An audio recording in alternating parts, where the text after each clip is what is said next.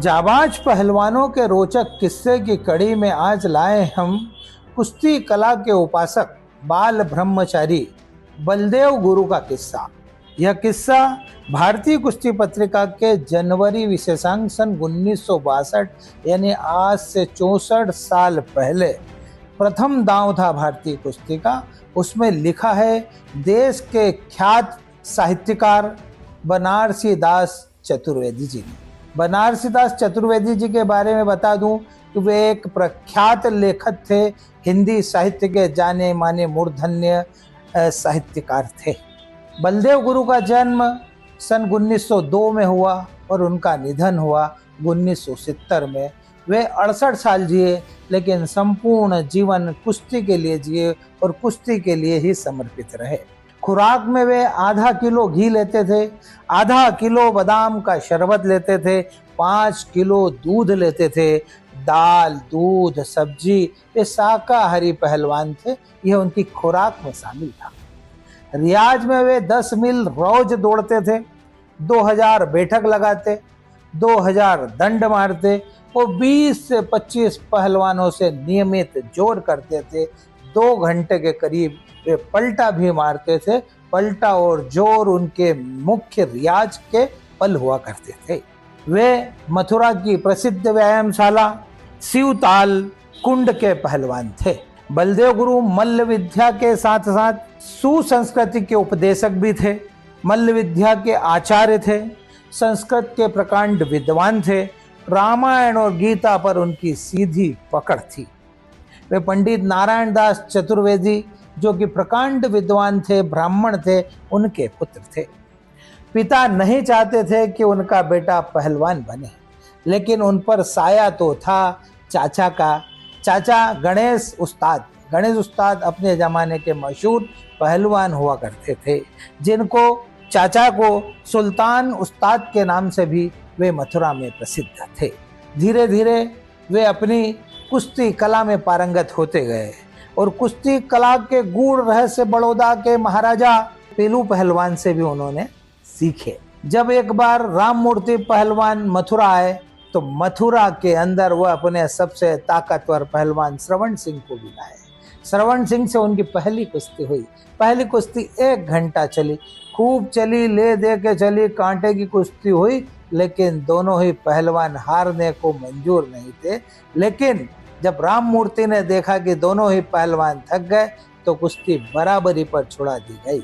जब राममूर्ति ने देखा कि बलदेव गुरु अपने फन के माहिर हैं, तो उन्होंने उनके पिता से बोला कि बलदेव को मुझे दे दो।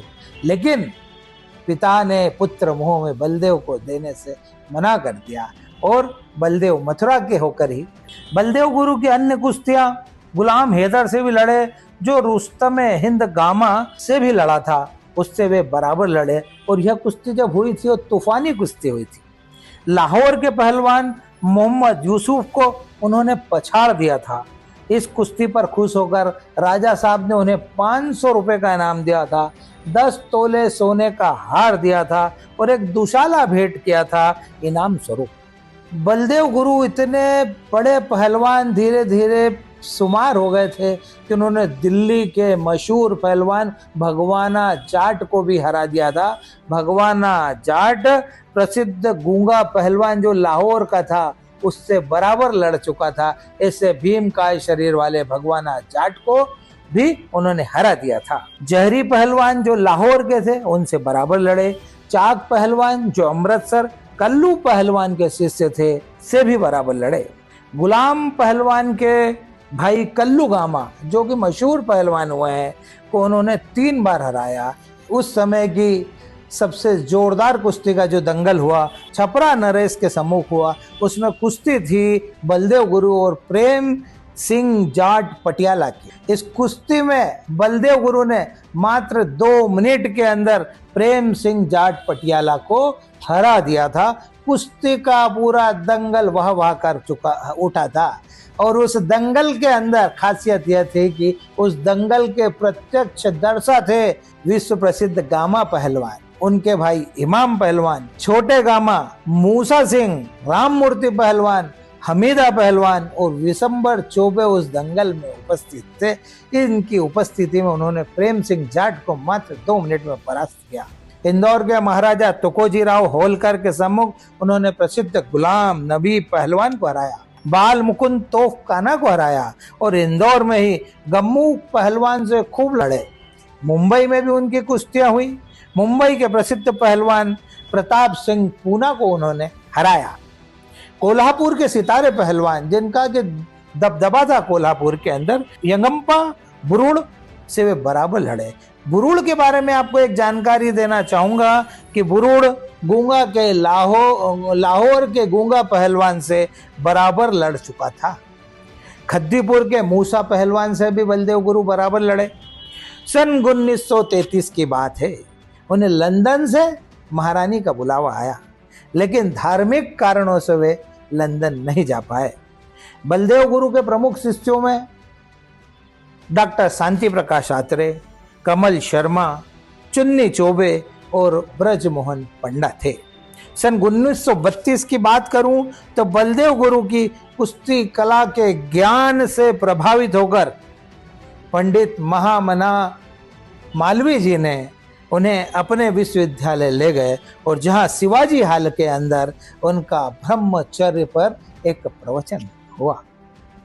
बलदेव गुरु कुश्ती कला के उत्थान के लिए अपना संपूर्ण जीवन समर्पित कर चुके थे और इस बात के लिए वे तत्कालीन राष्ट्रपति राजेंद्र प्रसाद जी से भी मिले और उनके साथ थे प्रसिद्ध साहित्यकार बनारसी दास जी चतुर्वेदी। बलदेव गुरु के शिष्य शांति प्रकाश जी आत्रेय की कुश्ती भोलू पहलवान से हुई। भोलू पहलवान पाकिस्तान का रुस्तम हिंद था। उनसे 45 मिनट उनकी कुश्ती चली और उस कुश्ती के अंदर डॉक्टर आत्रेय और भोलू की जो कुश्ती हो रही थी वो खून पसीने की कुश्ती हो रही थी और उस कुश्ती के प्रत्यक्ष दर्शा थे गामा पहलवान खुद। जब ये कुश्ती बराबर पर बाद में छुड़ा दी गई तो गामा ने कहा, आत्रेय तो कुश्ती का अवतार है। यह गामा के शब्द हैं। जिन प्रसिद्ध पहलवानों से भी बलदेव गुरु लड़े उनमें प्रमुख थे मोहम्मद यूसुफ, कमरुद्दीन, अमरदीन पहलवान लाहौर के थे, गुलाम हैदर, मूसा सिंह पंजाब, नौरंग सिंह, दीपा सिंह पटियाला, प्रसिद्ध कीकड़ सिंह का नाम भी आप लोगों ने सुना होगा। कीकड़ सिंह के पुत्र सूरत सिंह से भी 2-2 हाथ किए, जबरदस्त किए और उसे भी अपनी ताकत का लोहा मनवा दिया था। मथुरा के दंगल में नवाब पहलवान से 1 घंटा तक लड़े।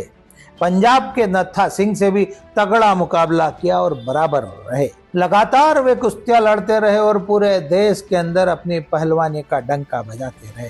बनारस के टाउन हॉल में कुश्ती कला के पुजारी महाराजा प्रभु नारायण सिंह के सम्मुख दंगल में अमृतसर के निजाम पहलवान से भी खूब लड़े और बराबर रहे। गोपीगंज के दंगल में आपने दर्शन सिंह जाट को मात्र चुटकियों के बजाते ही 2 मिनट के अंदर हरा दिया था। बलदेव गुरु की अंतिम कुश्ती आगरा में हुई। आगरा में उनकी यह अंतिम कुश्ती शम्मा पहलवान से हुई। शम्मा पहलवान उस समय पूरे शबाब पर था। उसकी उम्र थी 22 वर्ष और बलदेव गुरु की उम्र थी 42 वर्ष। गौरतलब है कि इंदौर महाराजा के सम्मुख शम्मा की कुश्ती जर्मनी के क्रेमर पहलवान से हुई। क्रेमर पहलवान से उनकी यह कुश्ती 1 घंटा तक चली और इस क्रेमर पहलवान के शम्मा पहलवान ने छक्के छोड़ा दिए थे, लेकिन यह कुश्ती बराबर रही। गौरतलब यह है कि इसी क्रेमर पहलवान ने लाहौर में ही गूंगा पहलवान को मात्र 2 मिनट में परास्त कर दिया था। उभरते शम्मा ने आगरा के दंगल में पूरे देश को पहलवानों को खम ठोक दिया। खम ठोकना यानी कोई भी पहलवान देश भर का आकर लड़ ले। उस दंगल के अंदर बलदेव गुरु भी उपस्थित थे। उन्हें यह बात नागवार गुजरी और वह लपकते झपकते उस 42 की उम्र में मैदान में कूद गए। एक तरफ से तड़कता फड़कता शम्मा पहलवान उतरा और दूसरी तरफ से शालीनता से बलदेव चौबे उतरे। बलदेव चौबे और शम्मा पहलवान की कुश्ती करीब 1 घंटा तक चली, खूब चली। दाव मारू पहलवान शम्मा पहलवान था तो कुश्तीगिर पहलवान था बलदेव गुरु।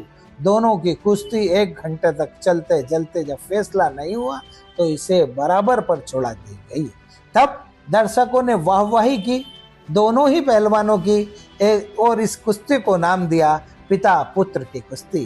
तो यह लेख भारतीय कुश्ती के जनवरी विशेषांक में दाव बान्नू में गोवर्धन दास मेहरोत्रा ने लिखा है, जो बनारस के लेखक थे और बहुत बड़े प्रकांड विद्वान थे, कुश्ती कला के जानकार थे, जोड़ी मुदगर के जानकार थे, मलखंब के जानकार थे। वे बनारस से थे। जय हिंद, जय भारत।